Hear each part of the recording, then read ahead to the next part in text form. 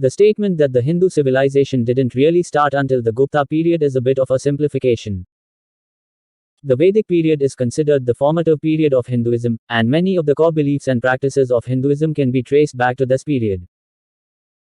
However, it is true that there was a significant development of Hinduism during the Gupta period, and many of the texts and practices that we associate with Hinduism today were codified during this time. It is also true that there is a gap of about 1000 years between the end of the Vedic period and the beginning of the Gupta period.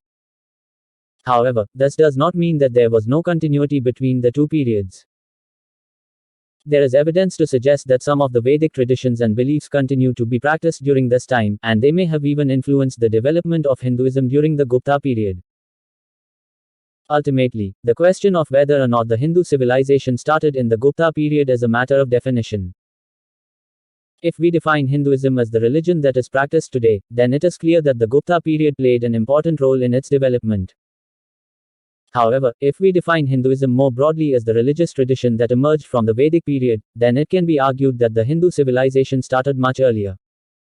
Summarizes the main points of the discussion. Vedic period. Date range, 1700 to 600 BCE. Major developments, arrival of Indo-Aryans, composition of Vedic texts. Relationship to Hinduism, formative period of Hinduism. Gupta period. Date range, 320 to 550 CE. Major developments, codification of Hindu texts and practices, golden age of Indian art and culture. Relationship to Hinduism, important period in development of Hinduism. I hope this helps. That is correct. The Vedic texts are a collection of hymns, prayers, and rituals that were composed by the Indo-Aryans during the Vedic period. They are considered to be the oldest surviving records of Hinduism, but they are not the only source of Hindu beliefs and practices. Hinduism is a complex and diverse religion, and there is no single set of core beliefs that all Hindus agree on. However, there are some common themes that can be found in the Vedic texts and other Hindu sources, such as the belief in a supreme being, or Brahman, who is the source of all creation. The belief in a cycle of rebirth, or samsara, in which the soul is reborn into different bodies according to its karma. The belief in the goal of moksha, or liberation from the cycle of rebirth. The importance of dharma, or righteous living. The importance of yoga, or spiritual practice. These are just some of the core beliefs that can be traced back to the Vedic period. Hinduism has evolved over time, and there are many different schools of thought within the religion. However, these core beliefs continue to be important to many Hindus today. It is also worth noting that not all Hindus use the Vedic texts. Some Hindus believe that the Vedic texts are outdated or irrelevant, and they prefer to focus on other sources of Hindu wisdom, such as the Bhagavad Gita or the Upanishads. Ultimately, the choice of which texts to use is a personal one for each individual Hindu. I agree. The fact that there are similarities between two religious texts does not necessarily mean that one religion is derived from the other. There are many possible explanations for why these similarities exist. For example, the Vedic texts and the Jewish texts may have both developed independently from a common source. Or, one religion may have borrowed ideas from the other. Or, both religions may have been influenced by a third religion. In the case of Hinduism and the Vedic texts, it is likely that there is a complex relationship between the two. The Vedic texts are the oldest surviving records of Hinduism, and they undoubtedly played a role in the development of the religion.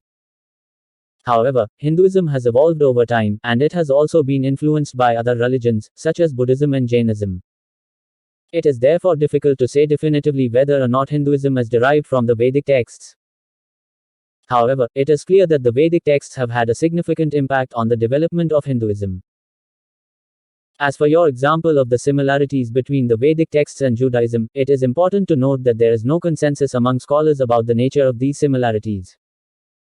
Some scholars believe that the similarities are due to a common origin, while others believe that they are due to parallel development. Ultimately, the question of whether or not the Vedic texts and Judaism are related is a matter of debate. There is no easy answer, and the evidence is inconclusive. Sure, here are some examples of Jewish Old Testament stories or parables that echo stories or beliefs from other prior religions. The story of Noah's Ark. This story is found in the book of Genesis and tells the tale of Noah, who builds an ark to save himself, his family, and two of every kind of animal from a great flood.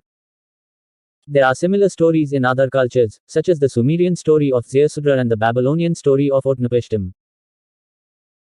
The story of Moses. The story is also found in the book of Genesis and tells the tale of Moses, who leads the Israelites out of Egypt after they are enslaved by the Pharaoh. There are similar stories in other cultures, such as the Egyptian story of Sinuhe. The Ten Commandments. These commandments are found in the book of Exodus and are said to have been given to Moses by God on Mount Sinai. There are similar lists of commandments in other cultures, such as the Code of Hammurabi. The story of Job. The story is found in the book of Job and tells the tale of Job, who was tested by God by losing all of his possessions and his children. There are similar stories in other cultures, such as the Babylonian story of Ahikar. Image of Job in the Old Testament. The story of the Tower of Babel. The story is found in the book of Genesis and tells the tale of a group of people who build a tower to reach heaven. God intervenes and confuses their language, preventing them from completing the tower. There are similar stories in other cultures, such as the Chinese story of the Tower of the Nine Heavens. It is important to note that these are just a few examples, and there are many other parallels between the Jewish Old Testament and other religious texts. The question of whether or not these parallels are due to borrowing, common origin, or other factors is a matter of debate among scholars. It is also important to note that the Jewish people have a long and complex history, and their religion has been influenced by many different cultures over time. As a result, it is difficult to say definitively whether or not any particular story or belief in the Old Testament is derived from another religion. Ultimately, the question of whether or not there are parallels between the Jewish Old Testament and other religious texts is a complex one that does not have a simple answer. There is evidence to support both sides of the argument, and the matter is still being debated by scholars today. Sure. Here are 3 Indian scholars of Hinduism and Indian history who have debunked the debates that Hinduism started during the Vedic period or that Vedic was the precursor of Hinduism. D.D. Kosambi, 1907 to 1966. Kosambi was an Indian historian and Indologist who argued that Hinduism is a complex and evolving religion that has its roots in the Vedic period, but it is not simply a continuation of that period. He argued that Hinduism has been influenced by many different cultures and religions over time, and it is impossible to say definitively when it started or where it came from. Hinduism is not a monolithic entity, but a complex and heterogeneous religious tradition that has evolved over many centuries. It is impossible to say definitively when Hinduism started or where it came from, as it has been influenced by many different cultures and religions over time. R.S. Sharma, 1923 to 2011. Sharma was an Indian historian who argued that the Vedic period was a time of transition in Indian society, and that Hinduism emerged from this period as a new and distinct religion. He argued that the Vedic religion was polytheistic and focused on ritual sacrifice, while Hinduism is monotheistic and focuses on the worship of a single god, Brahman. The Vedic period was a time of transition in Indian society, and Hinduism emerged from this period as a new and distinct religion. The Vedic religion was polytheistic and focused on ritual sacrifice, while Hinduism is monotheistic and focuses on the worship of a single god, Brahman. Ramachandra Guha, born 1954, Guha is an Indian historian and author who has written extensively on Indian history and culture. He has argued that Hinduism is a complex and diverse religion that has been shaped by many different factors, including the Vedic period, the Buddhist and Jain traditions, and the Islamic conquest of India. Hinduism is a complex and diverse religion that has been shaped by many different factors, including the Vedic period, the Buddhist and Jain traditions, and the Islamic conquest of India. It is impossible to say definitively when Hinduism started or where it came from, as it is a living tradition that is constantly evolving.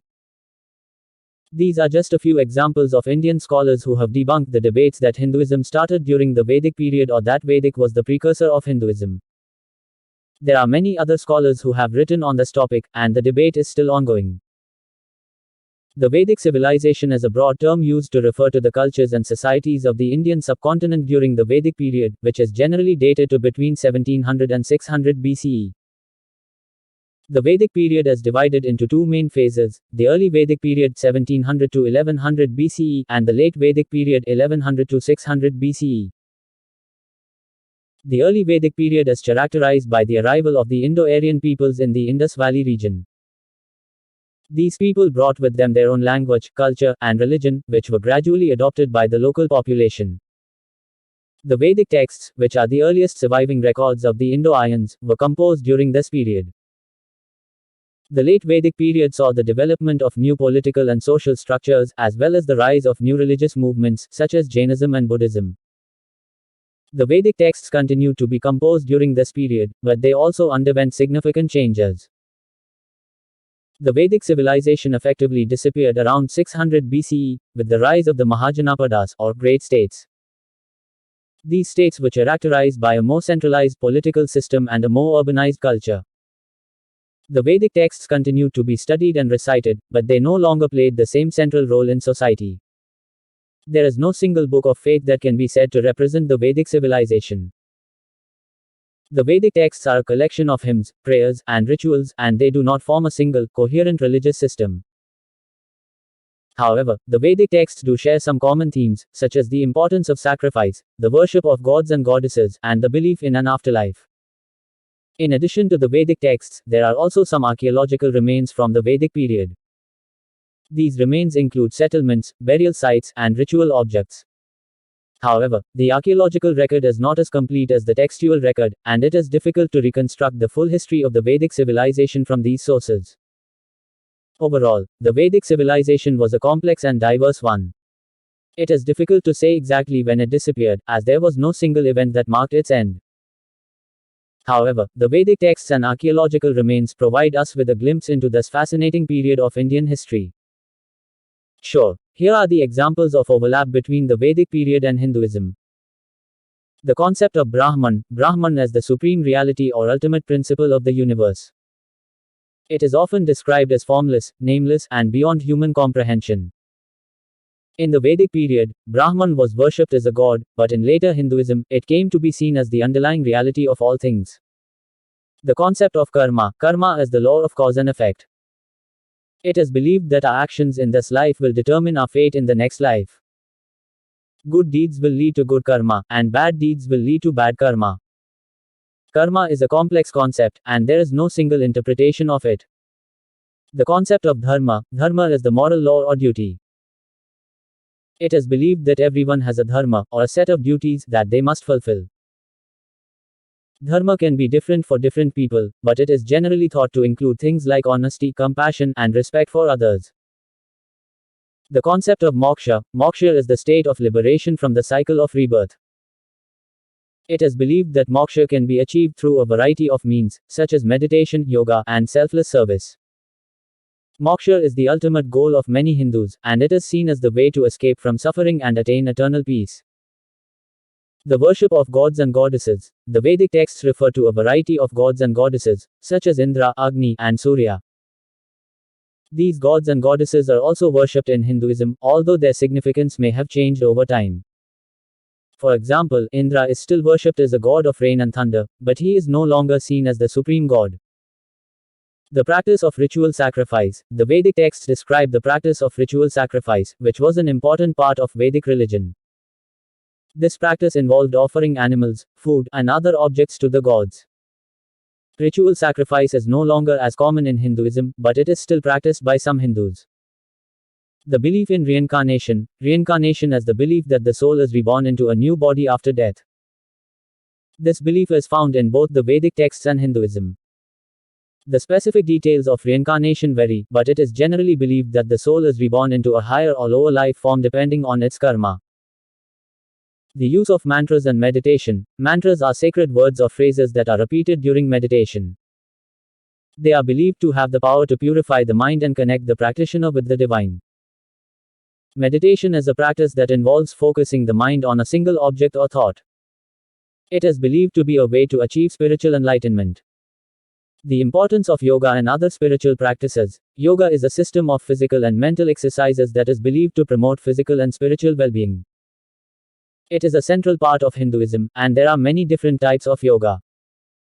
Other spiritual practices that are important in Hinduism include pilgrimage, fasting, and chanting. The value of non-violence and compassion. Non-violence and compassion are central values in Hinduism. They are seen as the way to achieve moksha and to create a more peaceful world. The emphasis on the individual's quest for spiritual enlightenment. Hinduism is a personal religion, and it is up to each individual to find their own path to spiritual enlightenment. There is no one right way to be a Hindu, and each person's journey is unique. These are just a few examples of the overlap between the Vedic period and Hinduism. There are many other similarities between the two, and it is clear that the Vedic period played an important role in the development of Hinduism. Sure. Here are some of the overlaps between the Vedic period and Hinduism and Judaism. The concept of God. Both Hinduism and Judaism believe in one God, although they have different understandings of what this means. In Hinduism, God is often seen as a formless, nameless, and transcendent reality. In Judaism, God is seen as a personal being who created the universe and interacts with humanity.